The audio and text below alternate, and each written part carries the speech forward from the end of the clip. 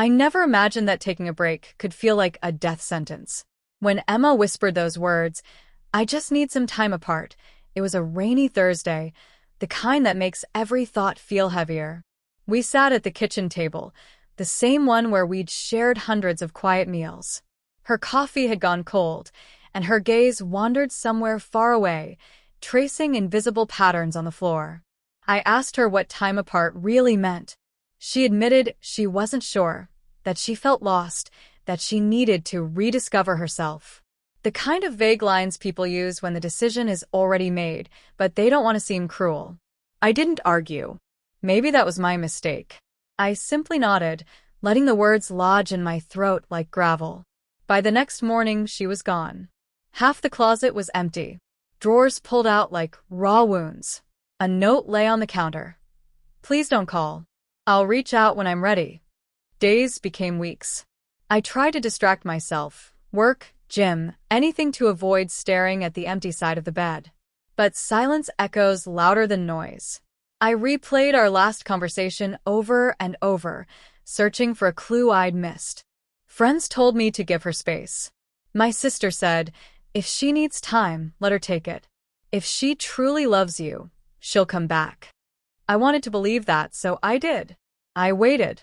2 months later, I stopped checking my phone each morning. I stopped wondering what she was doing, who she was with. That's when it happened. I started to breathe again. I met Lily at a friend's birthday dinner. She wasn't trying to impress, just laughing freely, lighting up the room. She didn't know me, my story, and that felt refreshing. We talked for hours, and for the first time in months, I forgot about Emma. We began meeting for coffee, then long walks by the river. No pressure, no expectations, just two people enjoying each other's company. One afternoon, I posted a simple photo, me and Lily at the park, her laughing at something silly. I didn't think twice. Within an hour, my phone lit up with a message I never thought I'd see again. It was Emma. "So, you've moved on already?" Just like that, no greeting, no reason for the silence. My chest thudded, not from joy, but disbelief. I stared at it, unsure whether to laugh or be angry. After all that, she remembered I existed because I looked happy. I didn't reply. I went for a drive, windows down, letting the wind clear my thoughts. Returning home, 3 more messages waited. "Were you seeing someone before our break?" Guess I was right to leave. Didn't waste any time, huh? I typed a dozen responses, deleting each one. Nothing felt right. Part of me wanted to explain how hollow those weeks had been, how carefully I respected her space. But another part, the part finally at peace, saw no point. The next day, I ran into her at the grocery store. She looked surprised, nervous. Shorter hair, unfamiliar outfit. "Hey," she said softly, forcing a smile. "Hey," I replied. A long pause stretched, heavy with unsaid words. "You look good," she murmured. "So do you?" I lied. She fiddled with her bag strap. "I saw your picture," she whispered. "You seem happy." "I am," I said and meant it. Her eyes flickered, sharp, jealousy, regret, or both. "I just needed time," she repeated, as if that made it sound better. I nodded slowly. "Yeah, I guess I needed space to move on." Her expression faltered. For a moment, she looked like the one left behind. Emma opened her lips, paused, then stayed silent. The tension was thick, charged with irreparable things. I could see it, the realization that life kept moving even when she stepped off. Finally, she sighed. "I thought you'd wait longer." I tilted my head. "Wait for what?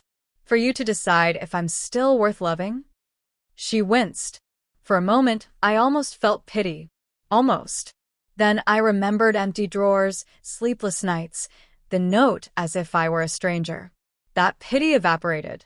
"I wasn't ready," she whispered. "I needed to figure out what I wanted." "And did you?" I asked. She hesitated, then shrugged. "I thought I did, but seeing that picture, maybe I made a mistake." There it was. Not an apology, just regret disguised as clarity. I smiled faintly. "Funny thing about mistakes, Emma. Sometimes they don't wait to be fixed." She nodded, eyes glistening. So, you and her? Serious? Not yet, I admitted. But it feels right. She keeps things simple. That was enough. Simplicity, the one thing Emma destroyed with distance, doubt, and silence. She bit her lip, looked away, trembling. I didn't think you'd stop loving me so easily. I exhaled months of quiet suffering. It wasn't easy. But love isn't about waiting to be chosen. She nodded, eyes wet. I guess I deserved that. I said nothing. When I left the store, I didn't look back. For the first time, I walked toward peace, not away from anger. That night, a text came. I hope she treats you well. I read it, set the phone down. No reply. Some chapters don't need closure. Silence says enough. Weeks passed. Life returned to normal. Lily never pressed about my past, never demanded answers. She simply existed, a warmth after winter. One evening, on the couch, she asked, "Do you think about her?" I hesitated. Sometimes, I admitted, not like before, but like remembering a version of myself trying to save what couldn't be saved. She smiled. That's honest. Honesty is all I have left, I said. She rested her head on my shoulder. Peace without conditions. Days later, I saw Emma downtown, not alone. A man beside her, holding her hand, laughing. Our eyes met. Her smile was thin, uncertain. I nodded and kept walking. No bitterness remained. No desire to prove anything, just understanding that some endings aren't tragic, just necessary. Time heals, they say, but it's truth that does it. Truth that absence doesn't define worth. Truth that peace comes when you stop reopening closed doors. That night, I took another picture with Lily by the lake, sunset behind us. I didn't post it. Happiness didn't need an audience. And maybe that's what Emma never understood. Love doesn't always end in explosions. Sometimes it fades quietly, replaced by something steadier, stronger, real. Because in the end, it wasn't that she needed time apart. It was me realizing I didn't need to wait for her to return.